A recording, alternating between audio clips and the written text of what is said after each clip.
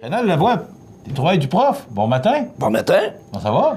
Numéro 1. Ça fait longtemps qu'on t'a pas vu. Ben, parce que je travaille, je fais des trouvailles. Je recherche. Il travaille. Non, j'ai du plaisir. Bon. Ah, on parle de quoi aujourd'hui? On parle de produits qui ont été lancés et qui sont le début d'une nouvelle industrie. Donc, à partir du moment où tu lances un nouveau produit, il y a de fortes chances que les autres produits s'appellent du nom du premier produit. On va prendre un exemple, des Kleenex. Tu vois, tu as des Kleenex, pas des Kleenex. On est-tu là, mon ami? Hop, voilà. Voilà. Bon, on dit, passe-moi un Kleenex. Ben non, des compliments, ça. Personnel, il y a toutes les marques privées, mais on dit toujours un Kleenex. Un autre exemple. C'est pas des Kleenex, mais on a donné dit du le nom. papier mouchoir, c'est ça. C'est des papiers mouchoirs, mais on a donné passe-moi le nom de Kleenex. Kleenex Et parce voilà. que le nom était original. Même chose. On va-tu faire un tour de skidoo? C'est un tour de motoneige. C'est pas un skidoo, mais skidoo a été le premier. Skidoo, c'est la marque de Bombardier, comme Sidou. Mais on dit un tour de skidoo. Hey, mets ça dans le frigidaire.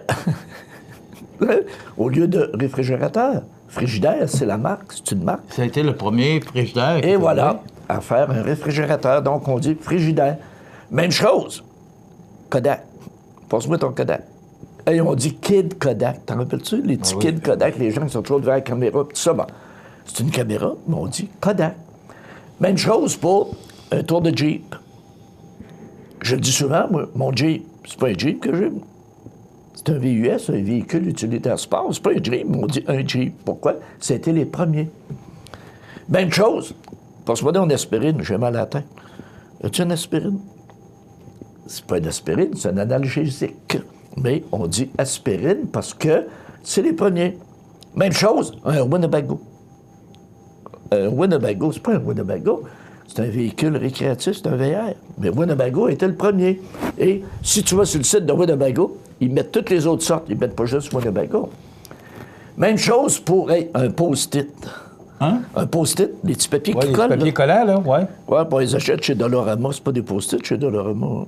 Mais on est allé acheter des post-it. Mais c'est pas des post-it. Hey, des Q-tips. C'est des tiges pour les oreilles. On dit un Q-tip, mais c'est pas ça. Ils sont qui ont été les premiers. Donc, Les c'est tiges, ça. comment tu appelles ça, un Q-tip? C'est quoi? Des tiges de coton ouetté? C'est ça. Ouais, Pas de coton, pas de coton. tige de coton ouetté, c'est moins bon. Pas là, de ça. coton ouetté. Oui, oui. Ben oui, ouetté. Oui, c'est une petite C'est de la ouette. Parce qu'on dit souvent des chandails en Ben coton oui, ouetté. c'est ça. Non, non, Q-tip. Même chose. As-tu du scotch tape?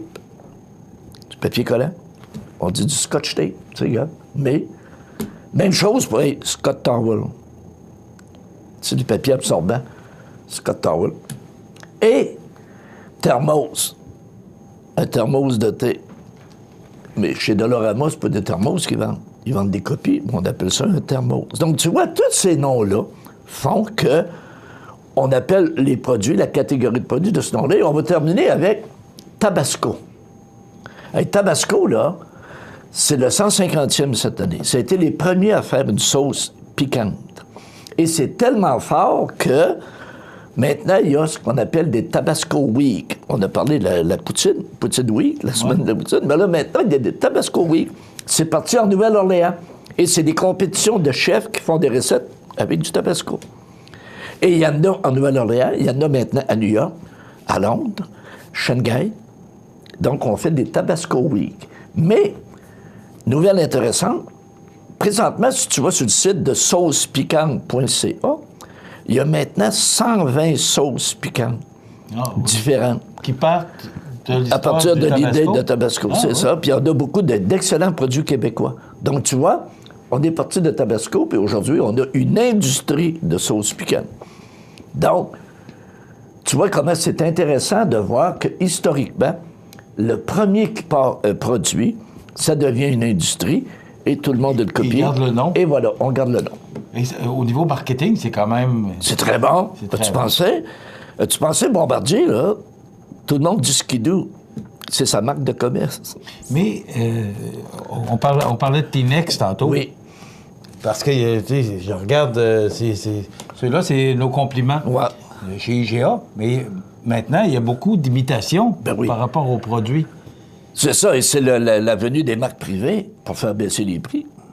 Donc, ça, là, si tu achètes les compliments, c'est moins cher que la Banque nationale. Sauf qu'il y a eu une guerre de marketing dans ça. À partir du moment où il y a des marques privées, le plus gros là, dans ces produits-là qui a donné un coup dans le marché, c'est Coutu, quand il a parti sa marque personnelle. Quand Coutu a parti sa marque personnelle, là, les fabricants de marques nationales ont fait quoi, tu penses? Ils ont aidé les autres pharmacies à baisser les prix pour compétitionner personnel. Ah oui. Donc, tu as des entreprises comme Kleenex qui aidaient les autres à combattre Coutu. Donc, ils lui donnaient de la publicité coop pour combattre Coutu parce que tu ne veux pas que ton produit disparaisse des tablettes. Et on va terminer avec un produit que tout le monde connaît, ketchup. Ouais. Quand on dit ketchup, c'est quoi, tu penses? Heinz. Heinz. Bon. Et ketchup Heinz. Est-ce que Heinz est l'inventeur du ketchup? Ben oui. Ouais. Heinz, c'est l'inventeur du ketchup. Et ils ont tellement fait de publicité. Parce que tu sais, dans les produits, tu as des produits de convenance. Un produit de convenance, c'est un produit qu'on mange tous les jours, bon, comme du ketchup. Puis, ils en ont fait un produit de spécialité. Ils ont même fait des publicités en disant « l'affaire est ketchup ». Et tu voyais même des gens qui arrivaient dans une usine, ils travaillaient dans une shop qui faisait du ketchup, mais de d'autres marques. Et tu voyais les gens, il y en avait même qui avaient des doubles fonds dans leur boîte à lunch. Ils enlevaient le double fond, puis ils mettaient du vrai ketchup dans les sandwichs, puis ils refermaient ça. Ils auraient pu perdre le job. Mais tu vois que ketchup, Heinz ne voulait pas perdre son nom. Parce que quand on arrivait dans les épiceries auparavant, tu avais 22 bouteilles de ketchup Heinz de large. Aujourd'hui, va chez IGA, tu vas voir. Tu vas avoir peut-être 5 rangées de large de ketchup. Le restant, tu as toutes les autres marques, comme Compliment, les marques privées, les ci, les ça. Et la plupart, c'est tout fabriqué par Ketchup Heinz. Mais le nom disparaît. Et ça, les gens ne veulent pas que le nom disparaisse. Et je me souviens, dans le temps, la publicité disait « Si c'est pas du Heinz, c'est pas du vrai ketchup. » Et voilà, c'est ça. L'affaire est ketchup, mais pour que l'affaire soit ketchup, ça prend du vrai ketchup, du Heinz. C'est ça. Lui, il connaît ça. Il connaît ça. Hey, merci, c'est intéressant. C'est merci, bonne semaine. On se retrouve la semaine prochaine. Oui. Merci, Rénal. Voilà, ben c'est pour dire que, comme consommateur, on reste accroché à des noms de marques. C'est un bel exemple aujourd'hui.